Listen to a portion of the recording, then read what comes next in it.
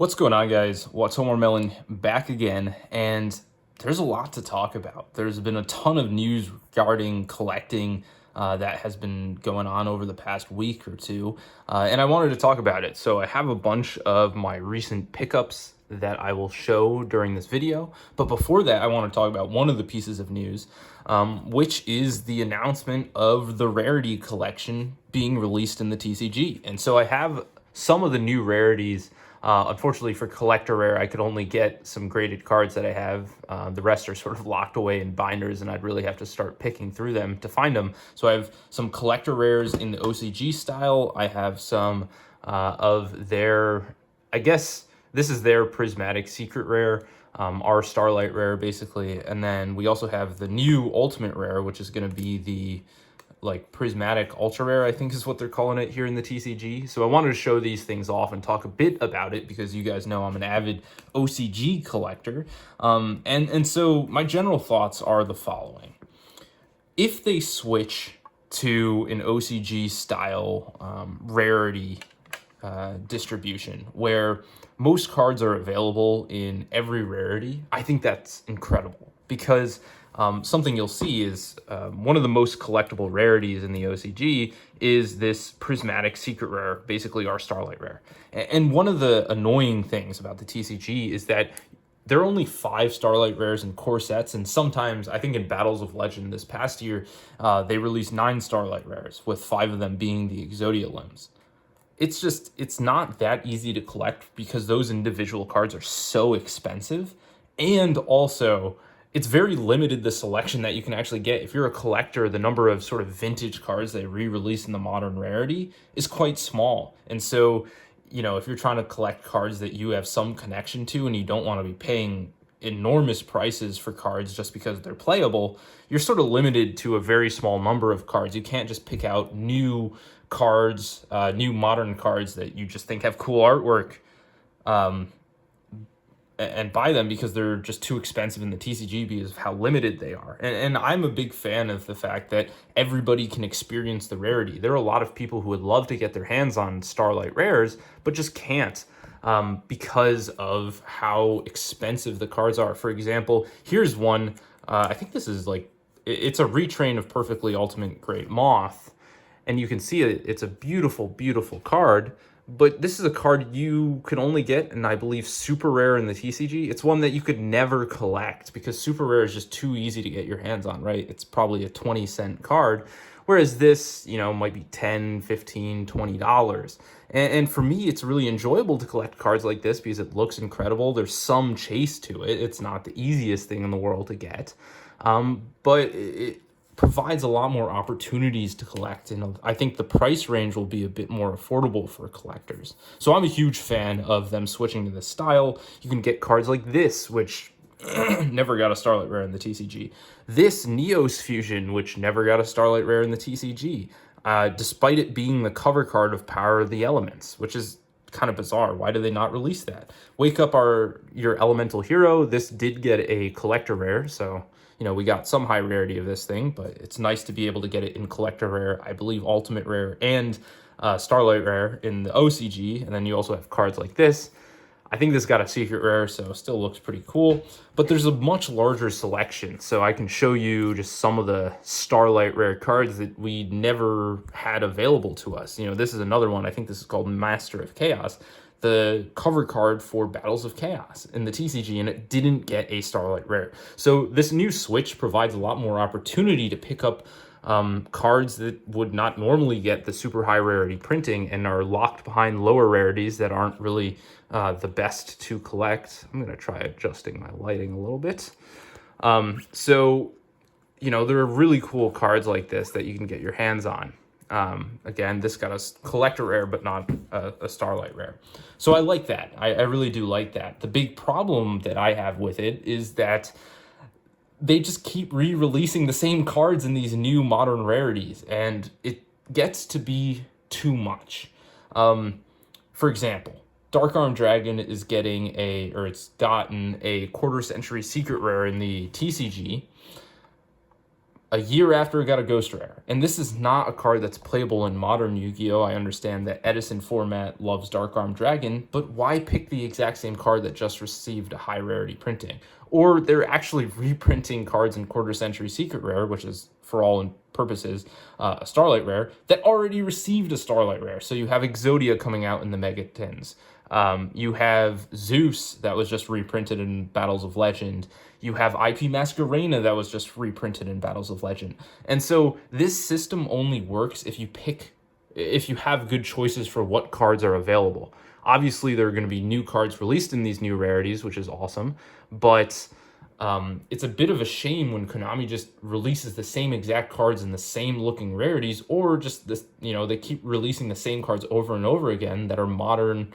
In these modern printings, it really makes it difficult to spend your money on one of them, only to have a new one released, a year down the line or 6 months down the line sometimes. It's a bit of a shame that they can't spread it out. There are cards that people have been wanting in modern rarities, like, for example, Blue Eyes Toon Dragon is one that, if you're trying to go after these sort of unplayable cards that are nostalgic, something like Blue Eyes Toon makes a lot of sense to do in one of these old rarities. But they, for some reason, haven't done it. Or Toon World, I don't know exactly what it is. Or if you want something that's playable in past formats, there are cards that don't already have modern high rarities. Like, for example, Bottomless Trap Hole, I don't believe, has a modern high rarity. This is one of the other rarities that they're going to be releasing, which is the OCG-style collector rare. Unfortunately, I only had PSA slabs immediately on hand, unless I wanted to dig through binders to find them. But for me, I think they look really, really cool. The one thing that I don't understand is people say, oh, this is, so much better than the TCG's collector rare. I disagree. I think that they're pretty comparable. This does pop a little bit more, but the foiling pattern is fixed. Every single foiling of these OCG-style collector rares just has this radial pattern that goes around. And it looks cool, but one of the great things about the TCG is that it's not just this radial foiling pattern. If you look at something like Vinamanaga, it has an incredible snake-looking rainbow foiling pattern in the background. And I think that is going to be missed with these OCG-style collector rares, although I think they both look great in their own respects. And then again, we have this sort of modern-style ultimate rare. I'm not a huge fan of this one. I think the texture looks amazing, but I don't like this sort of texture that goes on the rest of the card. You can actually feel it's a bit coarse on the outside. I think the actual character box looks cool. The texture looks incredible, and the stars and stuff, that looks great, but I don't like the sort of texture they put on the actual card itself, not just the image of the monster. So that's my take on these new rarities. I think that it's a great system because it makes the game more affordable for new players and new collectors, or even just regular players who have been playing, and collectors who have been collecting, and it provides a lot more opportunity to collect different cards. But if they just keep releasing the same cards over and over again, I don't think it improves anything, and if anything, it discourages people from collecting cards, because it's just like, why would I collect this Starlight Rare when it's just going to get a Quarter Century Secret Rare, a year down the line or 2 years down the line? So we'll see where everything ends up. This might just be a one-time gimmick. I think it's a great thing for them to try out, and I love it for people who play the game, because it's just 10 times better to have everything cheaper if you're just playing the game. If you want a budget option, you can get a budget option. If you want a super high rarity option, you can get it. So I like that style, and I think if executed, it could be a huge upgrade from what we have now. So that's the first thing to talk about. I know it's already 9 minutes in, and then I'll go through these cards that I've picked up over the past month. The other thing I wanted to talk about is CGC grading. If you haven't seen, they changed their slab style, they changed their grading scheme. Everything about it is different. And I'm not a huge CGC grader. I have done one sub through CGC, and unfortunately the middleman got into trouble, and so my order was delayed, but that's not CGC's fault. The main thing I'll say on this is I actually like the move. The one thing I don't like is that people who have picked CGC as a grading company instead of something like PSA are getting screwed if they already have all their collection in one style of slab and they really like subgrades. So that kind of sucks for them. But some of my recent pickups, this is Blackluster Soldier, Soldier of Chaos. This Ultimate Rare has gone down to like 30 bucks, and I think it is an incredible card, even though this card received an Ultimate Rare and a Ghost Rare recently. Who knows, it might get a quarter century Secret Rare, you never know. But this is one that I think is just pretty cheap at $30. Like, I'll buy this all day at 30. This is another one that got very cheap. This is a $70. I picked this up for around 70 bucks. I think it's, I made a video on my second channel doing a market watch where I looked at this card and I was like, this has gotten very, very cheap for what it is. And then I had two that I was going to buy. I was considering buying a playset, and then someone bought the two I was going to buy, and so I bought a different one from an unverified seller. Luckily, it turned out fine. But this is an incredible looking card in Starlight Rare.